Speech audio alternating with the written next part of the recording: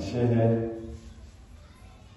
ndugu zangu waumini wa dini ya Kiislamu, salamu alaykum.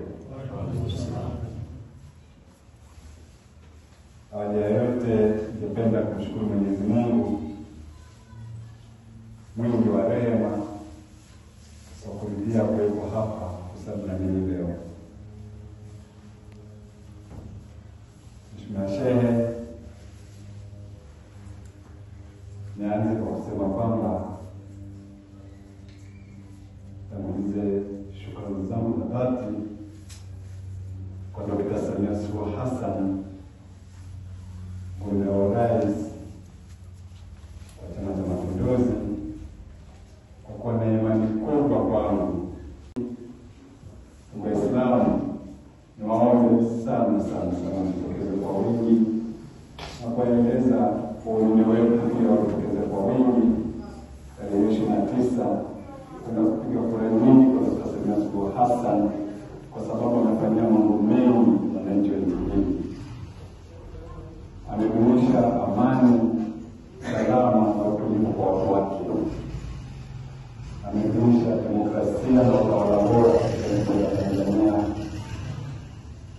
Ametuunganisha kimataifa, kwa sababu alikuwa na nchi moja ya Ulaya mpaka Amerika kwenda kutafuta fedha za kuleta kisha kwamba miradi na huduma za jamii zinaimarika kwa watu wake wa Tanzania. Lakini kikubwa ni maisha pia uchumi wa nchi. Ndio nasaidia hata sehemu kubwa ambayo inategemea nchi inategemea kwa uchumi, suala la utalii ameimarisha zaidi. Kabla ya rais wa nchi hii, watalii waliopita Tanzania ni watalii 26 ambao waliweza kuingiza milioni 700. Lakini baada ya kuwa rais akaanzisha mradi unaoitwa Royal ambao umesababisha watalii wengi kuja Tanzania, tukapata watalii milioni 5 ambao waliweza kuingiza zaidi ya milioni 4 kwa wingi wenye kupitia Samia Suluhu Hassan kura. Na pia na mimi Dr. Johannes Nyamwukumani mgombea wa Bunge la Magharibi, naomba pia waumini wa Kiislamu na waomba kura zao nyingi kabisa. Pia tunaombea madiwani wetu wote wa Chama cha Mapinduzi waweze kuchaguliwa na wananchi. Na mwisho kabisa,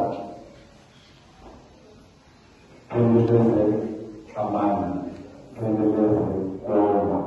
Ni muhimu kuomba, sababu wananchi hawa wanategemea utulivu na amani ili pia maendeleo yaweze kutokea. Nashukuru tena Mheshimiwa kwamba watu wajitokeze kwa wingi na wasiwe na wasiwasi, kwa sababu usalama wa nchi hii umeimarishwa. Lakini pia Mungu pana anatupenda kwa kuendeleza imani hii ya Mwenyezi Mungu, akasema kwamba kura ni muhimu kupiga, sababu inaenda kwa mustakabali wa maisha yetu na watoto wetu na wajukuu zetu. Naamini kabisa Mwenyezi Mungu ataenda kutulinda. Kwa hayo machache, Mheshimiwa Shehe, nawashukuru kukaribisha, na mimi naomba nitoe sadaka yangu kidogo ya 100,000 kwenye takbir. Tunashukuru sana kwa kutoa nafasi hii na Mungu aendelee kuwalinda. Asante sana. Assalamu alaykum wa rahmatullahi wa barakatuh. Nafikiri kazi iliyobaki ni moja.